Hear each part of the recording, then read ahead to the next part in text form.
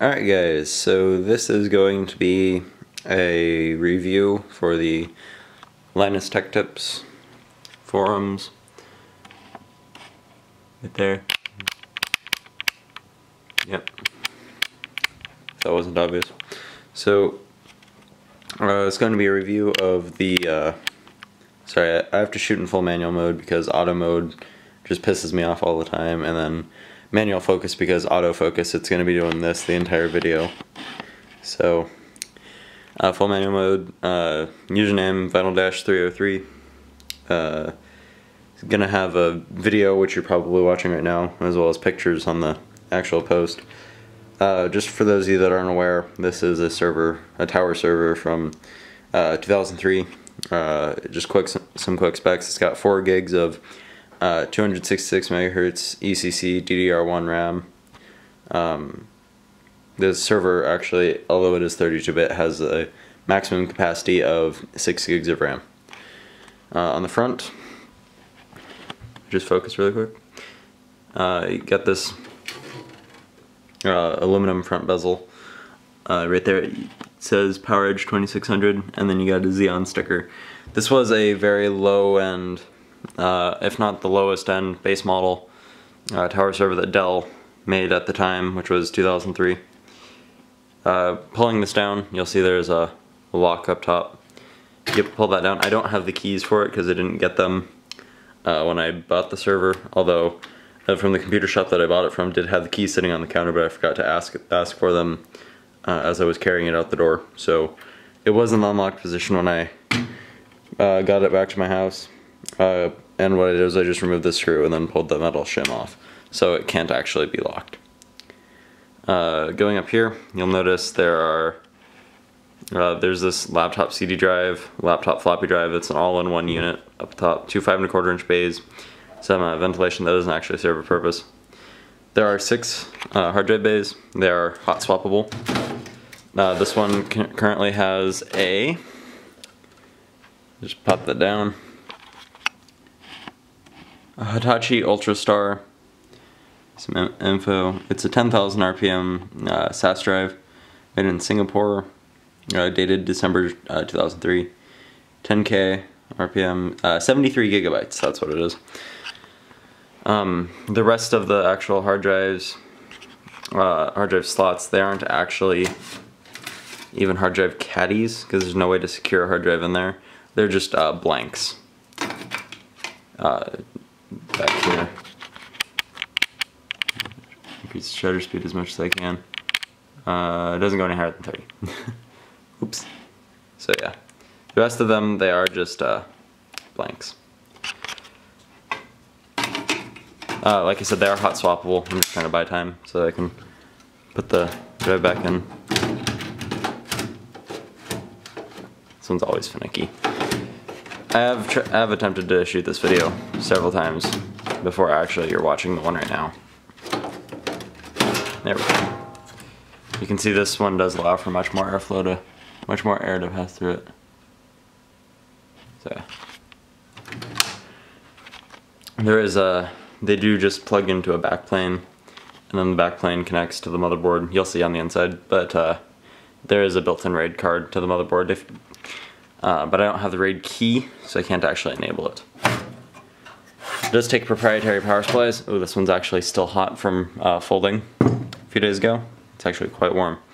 I was attempting to run folding at home on this, because Global Cancer Week is coming up, and I want to have a machine folding for that week. I was attempting to run this for, I think I ran it for an entire day straight, before the temperature in my room actually reached a whopping 95 degrees Fahrenheit, I think. It was just way too hot. So yeah, 730 watts. It's not 80 plus certified at all, so it's incredibly inefficient.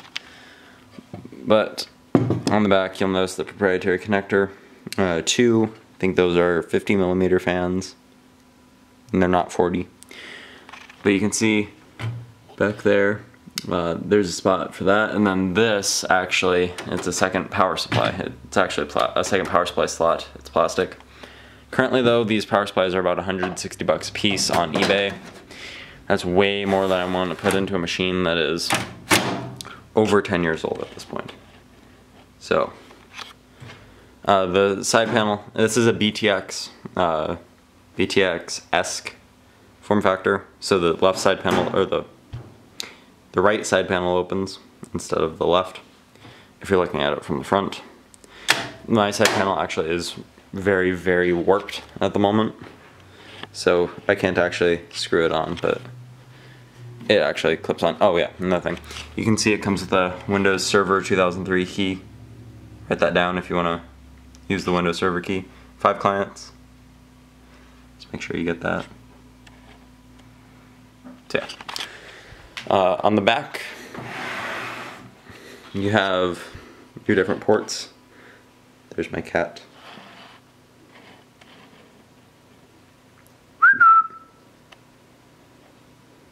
Yeah, he's a jerk.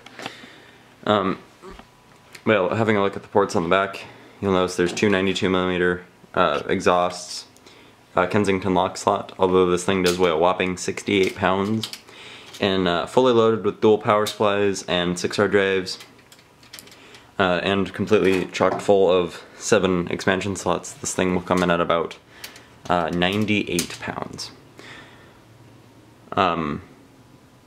Don't know what that is in donkey teeth though. So you have this is not an Ethernet port. It does use an RJ45 jack, but it's labeled with a wrench, so it doesn't actually work with internet. I found that out after about 2 hours of fiddling with it, trying to get it to work. 2 USB 1 ports, those aren't USB 2. Got a parallel port, 2 serial ports, PS2 keyboard and mouse, VGA, that connects to a ATi Rage XL video card with a whopping 8 megabytes of video RAM. And then this is your gigabit Ethernet. Oh, excuse me. I'm sorry, I'm actually quite sick at the moment. Right here you have a, whatever that is, I think it's for a tape drive. This is a USB card, USB 2 and USB 1, there's an internal one as well. Another serial port, another parallel port, and a sound card because there is no onboard sound. You'll notice it has 2 power jacks. Those aren't actually necessary to plug both of them in order for it to work. You can power both power supplies off of one jack. This is just so that you can plug them into 2 separate power strips and then plug those 2 separate power strips to 2 separate circuits. Ventilation, your power supply is exhaust back here. Pulling the side panel off. Side panel's quite awkward. It's not necessarily heavy so much as it is awkward to hold because the weight distribution is very strange. So just give you an inside shot, guys. Right here you have, this is your, I think that's for a tape drive. I'm not sure though, because there was an option to actually have a tape drive from the factory, but it is not equipped. Right here you have some instructions on how to replace the hot swappable fans. Yes, they are hot swappable fans, unless you don't have to plug in any wires. Throwing the fan around. This is the information on the fan. It's a SensaFlow fan, but it's just a rebranded Delta. There you go. It is airflow directed as well. An interesting thing now that I'm looking at the fan that made me think of dust. I got this machine. The guy that I bought it from, who's my boss, actually got it from one of his buddies who bought it back in 2003. And it ran for about a week, non-stop, and then was just taken out of service. I don't know why, but I have a theory. More on that later. These 2 fans serve as intake fans. They're the same fan. You can switch them around if you want. This is the SCSI, or the SAS backplane. This can be removed if need be, if the backplane dies or something. Right here is where the power supply and all your jumble of wires and whatnot, that's how they all connect to the motherboard. This is the motherboard power connector right there. Trying to get a good focus on that. It's this connector. Right here's your 5¼ inch bays, and then if you need to power a device off Molex, you either need to buy the break-off cable for that Molex power connector right there, or you can just make your own. I made my own one. I had actually had cold cathodes right on the shroud shining out. Right here, PCI slot connector. There are no PCI Express or AGP slots right here that's just full of 64-bit PCI. Right here, that's a port. Don't know what it does. That's a daughter card. It doesn't actually come off the motherboard though. I don't know what it does. Intel chipset and a bunch of these other chips that don't have heat sinks on them. This one does. I don't know what it's for. I don't know what that does, but it looks like I actually have a Pentium 1 system at my dad's house. That looks exactly like a Pentium 1 chip with the heatsink removed, but I don't think it's a Pentium 1. If you want to know what the details on that chip are.